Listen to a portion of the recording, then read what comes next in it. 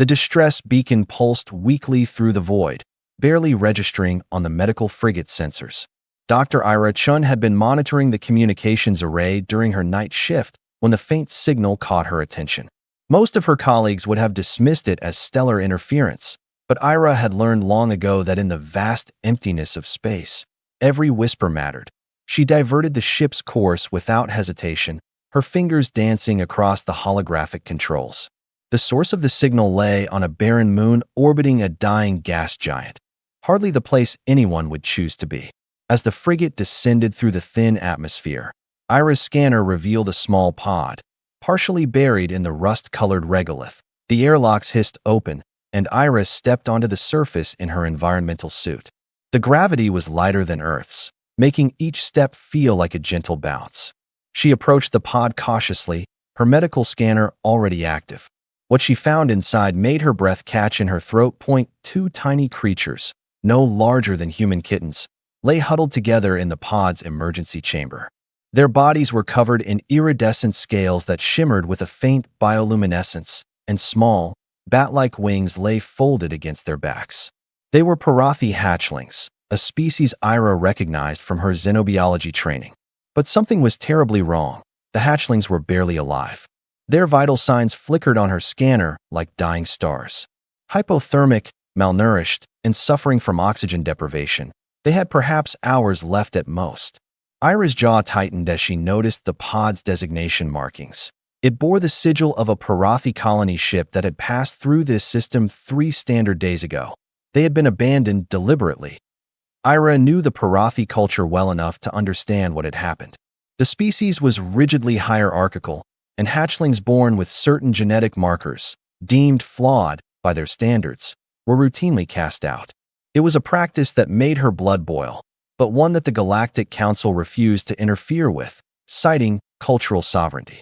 "Not on my watch," Ira muttered, carefully lifting the hatchlings and placing them in a portable biochamber. She rushed back to the frigate, her mind already racing through treatment protocols. Back in the medical bay, Ira worked with the focused intensity that had made her one of humanity's most respected field medics. She placed the hatchlings, she had already decided to name them Ember and Pyra, in a specialized incubator, adjusting the temperature, humidity, and atmospheric composition to match Parathi homeworld conditions. Ember, the smaller of the two, showed signs of severe malnutrition. Her scales had lost their luster, and her breathing was shallow and irregular.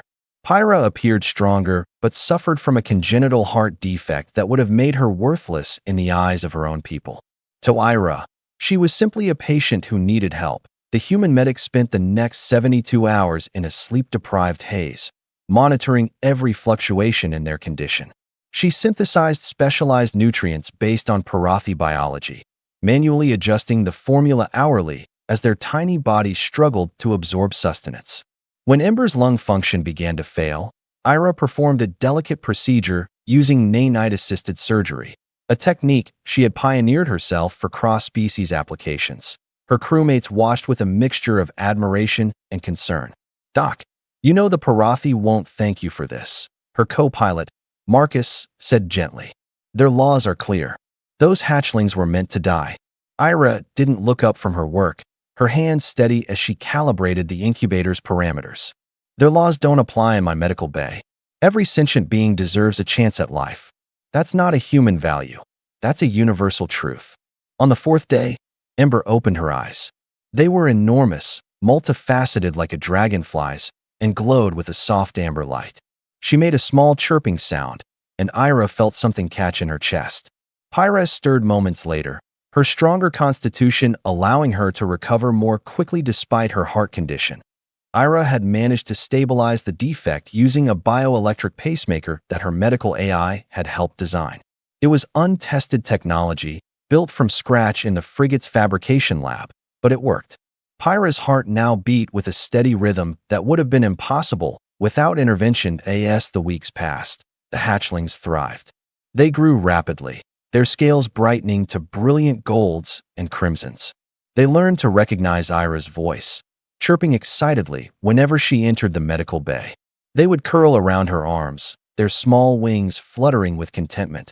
and Ira found herself growing attached in ways that transcended professional duty. But she knew this couldn't last forever. The frigate eventually docked at Nexus Station, a massive hub of interspecies commerce and diplomacy.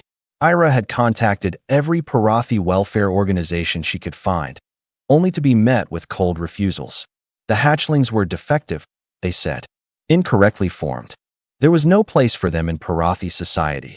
Ira sat in her quarters that night, Ember and Pyra sleeping peacefully in a nest she had fashioned from thermal blankets. She thought about Earth, about the countless stories of humans taking in strays, caring for the wounded, fighting for those who couldn't fight for themselves. It wasn't uniquely human, she knew, but humanity had elevated it to an art form. The stubborn refusal to let the vulnerable suffer when something could be done. The next morning, she filed the paperwork.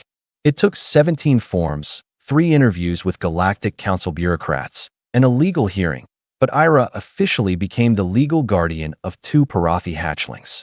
The case set a precedent, the first time a human had adopted members of an alien species that practiced abandonment. The news rippled through the galactic community. Some species applauded the decision. Others, particularly the Parathi elders, condemned it as interference and cultural imperialism. Ira didn't care about the politics. She cared about Ember and Pyra, who grew stronger and more vibrant with each passing day.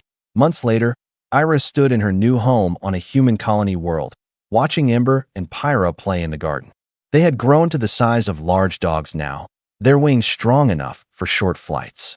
They hunted insects with playful enthusiasm and slept curled up at the foot of her bed every night that a message arrived on her datapad from another human medic, stationed light years away. She had found a pod of abandoned hatchlings from a different species.